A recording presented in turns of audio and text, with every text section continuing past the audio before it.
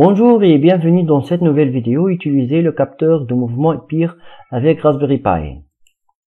Dans cette vidéo, nous allons voir les caractéristiques du détecteur de mouvement infrarouge, les pins du détecteur de mouvement et le schéma de câblage du détecteur.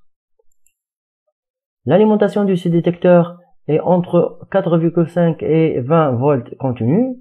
La sortie prend deux niveaux, le niveau 3,3 volts et le niveau bas de 0 volts. Il comporte deux potentiomètres ajustables, le premier pour le délai de sortie et le deuxième pour la sensibilité du détecteur. Le déclenchement avec et sans répétition et la portée du détecteur arrive jusqu'à 7 mètres avec un angle de visibilité de 120 degrés. Pour les pins de connexion de ce détecteur, il comporte trois. La première pour l'alimentation de 5 volts, la deuxième pour le signal de sortie, la sortie numérique, et la troisième c'est la masse GND. Le schéma de câblage du détecteur, donc on va brancher notre détecteur sur le GPIO 14, pin numéro 6 GND et pin numéro 2, l'alimentation de 5 volts. Passons maintenant sur MATLAB pour voir comment manipuler le détecteur de mouvement avec MATLAB. Nous allons voir maintenant comment manipuler le détecteur de mouvement avec MATLAB.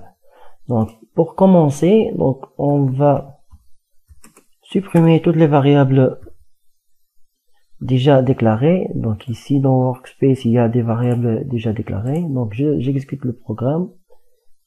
Je vérifie, il n'y a pas de variable. Maintenant, on va créer une connexion à la carte Raspberry Pi. Donc, Raspberry.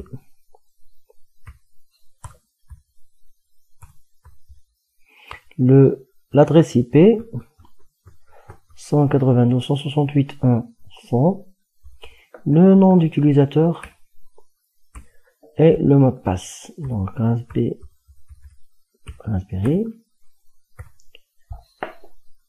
Je vérifie la connexion. Donc voilà, la connexion est établie. Maintenant, on va écrire un petit script qui permet de détecter le mouvement utilisant le détecteur de mouvement connecté sur notre carte Raspberry Pi. Donc il faut tout d'abord configurer la sortie GPIO 14 comme une entrée. Donc configure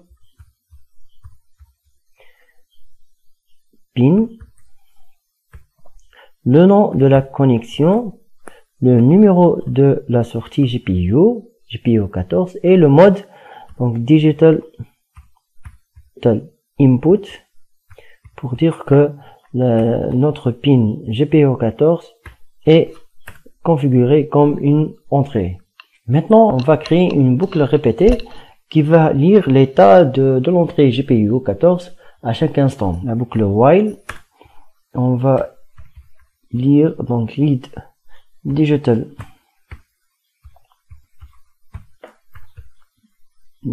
pin de l'objet read